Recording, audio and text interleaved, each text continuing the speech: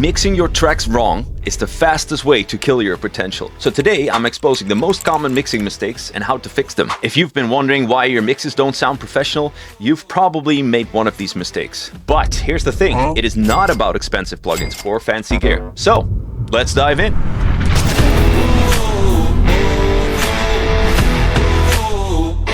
Mistake number 1, and that is overcomplicating your kicks. You might think that stacking more effects will make your kick sound better, but the opposite is true. Instead, focus on the basics. Get a better understanding what a transient is, what a punch is, what a sub-low is, what low end is. And after combining all that knowledge, you'll have a better understanding how a kick drum is actually built, and you can create your own kicks from scratch, and you can sample way and way better. Mistake number 2. And that is weak or unpolished screeches. A weak screech can honestly kill the whole drive within your track. You don't want it to sound too thin, too sharp, too harsh, too basic. So a few tricks that I have in my sleeve are either pitch modulation, so that means you make the pattern more interesting on the screech like this.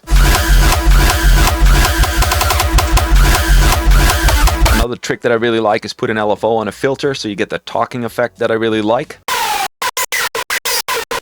And this is a trick that I tell my students all the time, and that is to clone your screech, make one stereo and make one completely mono, and you're going to be amazed how full it will sound. Mistake number 3, and that is ignoring sidechain compression. And if you never heard about sidechain compression, basically what it is, if you have a kick drum playing and a lead playing, you want to combine it.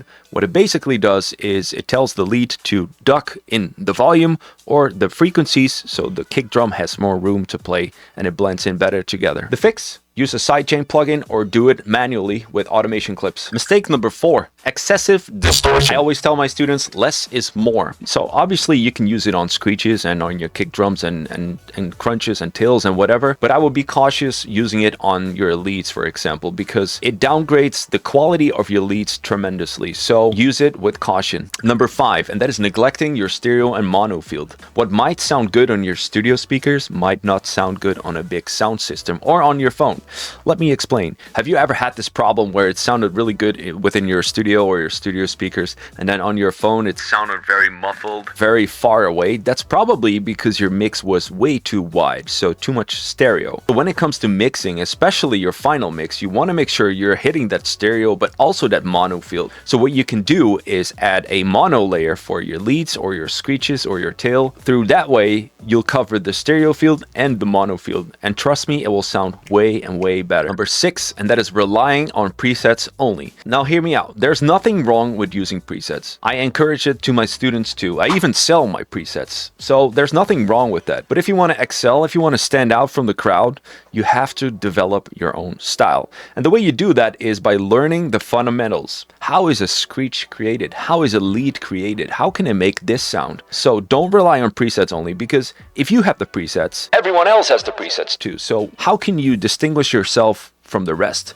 How can you be different? And that is what I encourage my students all the time. Try to make it yourself. You'll learn from it. It's going to sound like shit at first, but once you manage it, the sky is the limit. Number 7, and that's probably the most common one, and that is pushing your mix too loud. Every demo stream on TikTok, on YouTube, or Discord community, there's always a person that pushes it to the moon and beyond. I understand that it has to be loud and you want to reach -2 loves, but there is a limit, because the more you're going to push it, the less dynamics your track will have. So my advice to you would be to get a better understanding about mixing and mastering and recognize when things are getting distorted and when you're losing the dynamics in your track. Number 8, and that is not using any reference track. It is very important, and I tell my students this all the time. If there's a artist that you really like or a track that you really like, analyze the track. Find out what the person is doing to make it more engaging, to keep the momentum going. What is he doing to the screech? What is he doing to the leads? How does his mix down work? Look at the equalizer. Look at the span. How does the track look like? It will give you a lot of insight how this person keeps the momentum going,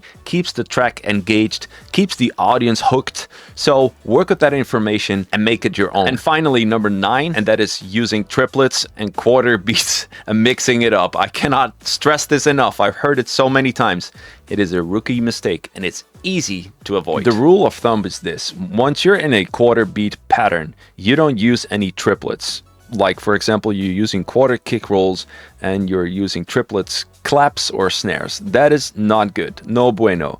So what you can do instead, if you want to make the switch from quarter beats to triplets, you can do that by a small build-up or abruptly, but you cannot mix it together. That sounds off. So instead, make a small build-up where you will introduce the quarter beat pattern or the triplet beat pattern and then make the switch. So it's easier for people to follow. And really finally, number 10, and that is not to be active in a community with fellow music producers. If I look at my students, for example, the ones that make the most progress is the ones who are attending all the events, all the demo stream, all the feedback streams. They give feedback, but they also receive feedback. And that's a very good learning process for yourself, but for others, because you can send it to your friends and your family, and they're going to be like, wow, that's amazing. Wow, that sounds good. I'm so proud of you. But that's not what you want to hear. Sure, it boosts your ego, but that's not how you grow as a music producer. You want to hear criticism. You want to hear what sounds off. And of course, you can join our community by becoming either a student or a member, which starts from $9.99 a month, and you can attend those demo streams, receive and give feedback to our other fellow students. All right, that's it for this video. Thank you for watching. Make sure to leave a comment on what you want to see next. Hit that subscribe button, and I will see you soon.